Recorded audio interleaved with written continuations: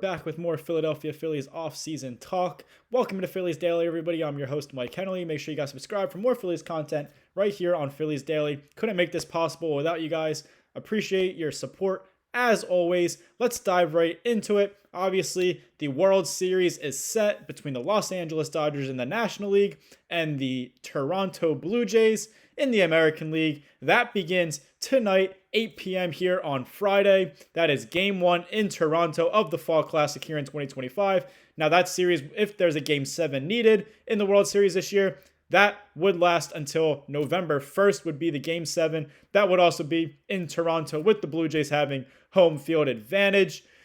Jumping over to the Phillies side of things, because that's what we're all here for. Unfortunately, we're not talking about the Phillies in the World Series, even though we all wish they were in the World Series right now. They had a chance. Just tough luck for them once again in the playoffs at the hands of the Los Angeles Dodgers, the defending World Series champion Los Angeles Dodgers at that. They did their best, you could say. Who knows? But nonetheless, we're in the offseason, Phillies-wise, almost in the offseason, Major League Baseball-wise, with the World Series starting tonight.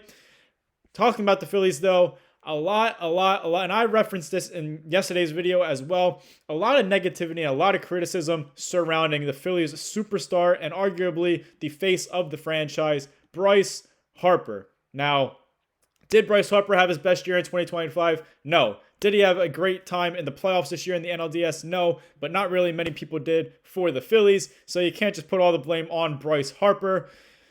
Now, looking at it, yeah, his numbers were down in 2025, but still, very good season overall, especially considering he missed some really, you could say, significant time, about 30 games. It might have been even 30 games on the dot that Bryce Harper missed due to injuries. So that's why his production is going to be slightly lower numbers-wise. Just looking at it, he missed 30 games. That's 30 games worth of production out of Bryce Harper that he could have had higher RBIs. He could have had a better batting average. He could have had more home runs. He could have had more doubles. All that kind of stuff. So you have to remember that. And you also have to remember he was playing through a wrist injury. That really affects your fielding, your hitting especially, swinging the bat, everything. It affects everything.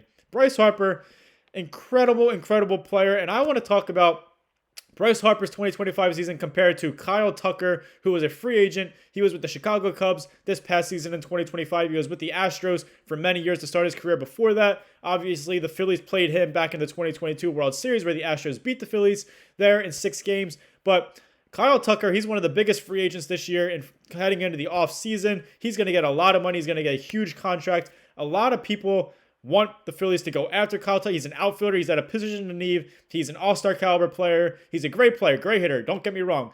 Amazing. I would love to have him on the Phillies. It's going to cost a pretty penny. It's going to be a long commitment on that new deal that he is seeking. But still, a lot of people want to give Kyle Tucker this huge contract, and they want to move on. Crazily, they want to move on from Bryce Harper just because he had a down season in 2025. Still, not great, but still a good season overall in this day and age of Major League Baseball, especially, again, considering he was playing through injuries. He missed 30 games due to injury. It's just tough. So Bryce Harper, he had a 261 batting average in 2025 with a 357 on base, 487 slugging, 844 OPS, 131 hits, 32 doubles, 27 home runs, 75 RBIs, 12 stolen bases in 132 games. Also a 3.2 WAR here in 2025 during the regular season.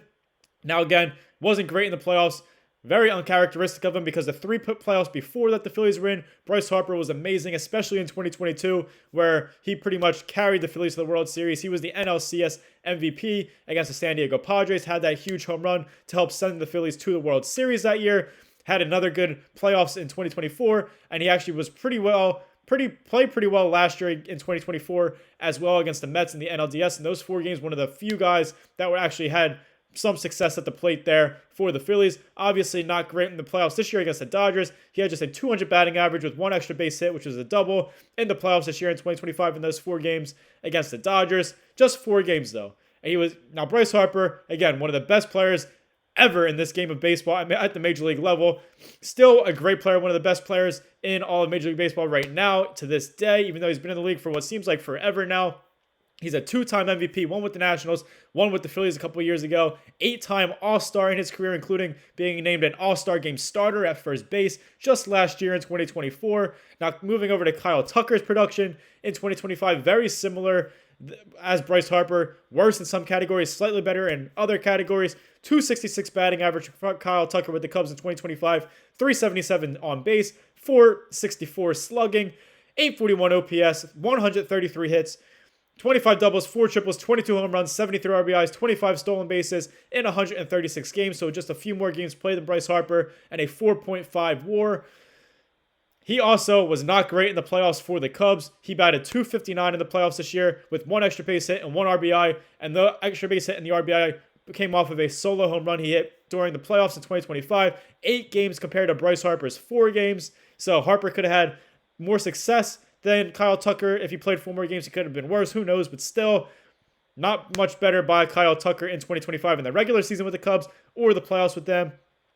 But still, fans want to give Kyle Tucker a multi-year, long-term, $400 million plus contract in free agency, and they want to just get rid of Bryce Harper. Kyle Tucker, he's going to be 29 years old in January, so not old, but also he's starting to get up there. Bryce Harper, on the other hand, just turned 33 years old.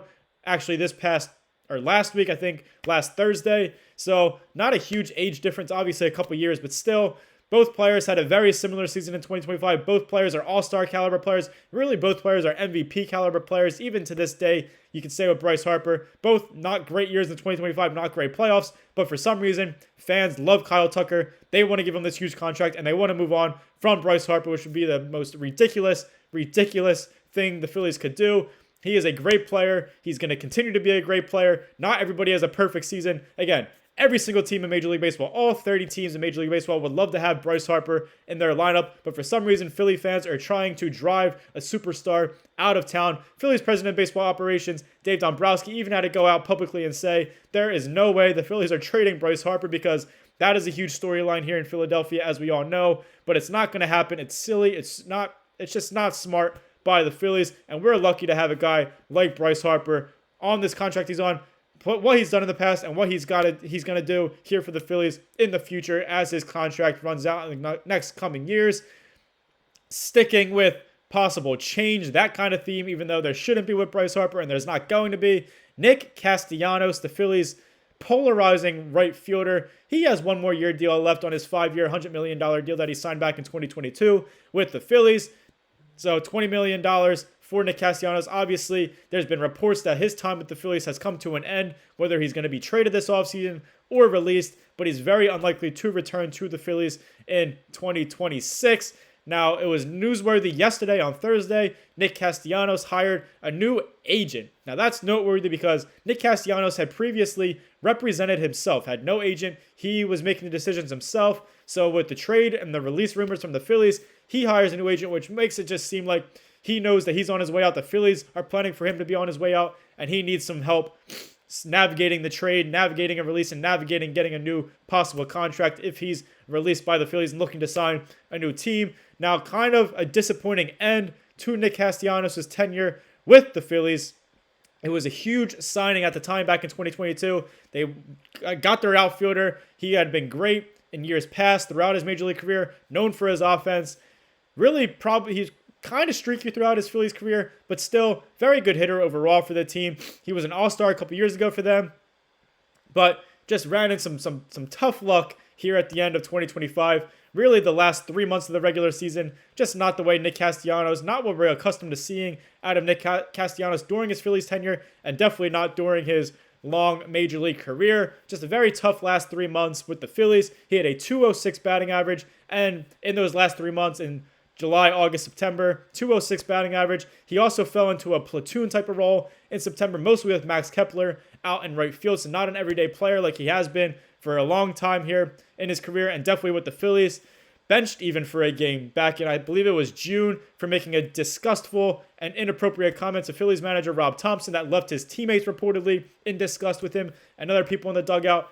Still have no idea what he said, but still, that was notable. He was benched for that by Rob Thompson. There's also been headlines he's made since then, coming out in interviews, saying pretty much doesn't talk to Rob Thompson, lack of communication with him and his manager.